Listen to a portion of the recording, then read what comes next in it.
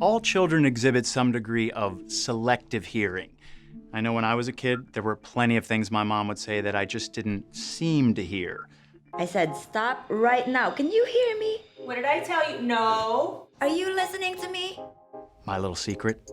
I could really hear everything. In fact, I heard a lot of things I wasn't supposed to hear, but that's another story. On the other hand, some children really can develop hearing problems. And for parents, it can be a scary moment when you realize they just aren't playing deaf anymore.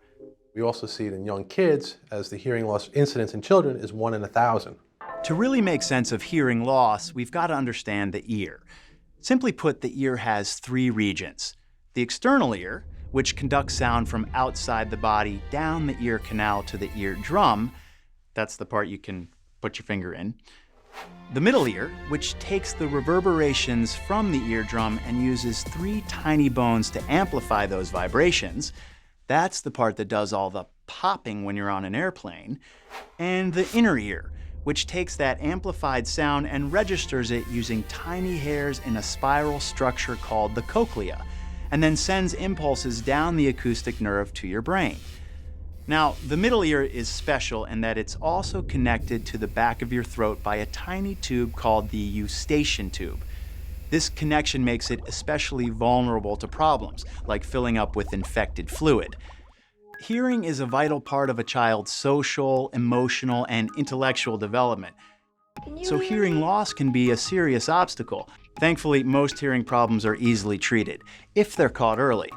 With the newborn screening that's now in place, we are now diagnosing them earlier and more frequent, and we're able to help those children prelingually, which is at before the age of 2, to make sure they can develop normal speech. Most babies have a hearing test before they're discharged from the hospital, but their hearing should be reevaluated periodically as they grow. If a child is frequently inattentive, or has limited or no speech, or often increases the volume on the TV, it may be a sign of hearing loss. Now, when hearing loss happens in older adults, the cause is usually years of exposure to loud noise. Too many blaring Beatles concerts back in the day. But hearing loss in children can result for a number of reasons. Complications at birth, genetic defects, a viral syndrome, frequent ear infections, or perhaps the same Beatles records grandma's continuing to blast. Now, the first step is to determine what type of hearing loss is present. There's 2 different kinds of hearing loss. One is called sensorineural hearing loss, and the other is called a conductive hearing loss. Sensorineural is what it sounds like, sensory meaning the way the nerve is perceiving noise. A common non-medical treatment for this is a hearing aid, which amplifies the sound so the nerves pick it up easier. A conductive hearing loss means that the sound is not being brought to the hearing nerve in the correct fashion, meaning it's not conductive to the nerve. In those instances, that's when a tube would help, because it takes fluid, which is actually blocking the transmission of sound to the nerve, and lets you drain it. Therefore, their hearing will be normal. Ear tubes can be a godsend for children who have frequent ear infections, and the parents who have to deal with them. The tiny tube is put right through the eardrum.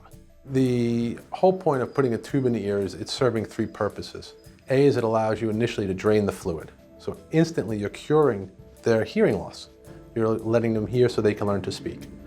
The second part of a tube is it actually helps you diagnose their future ear infections. So if a child gets an ear infection, they'll get what I call a snotty ear, like they get a snotty nose. And the parents then will know as soon as they have an ear infection.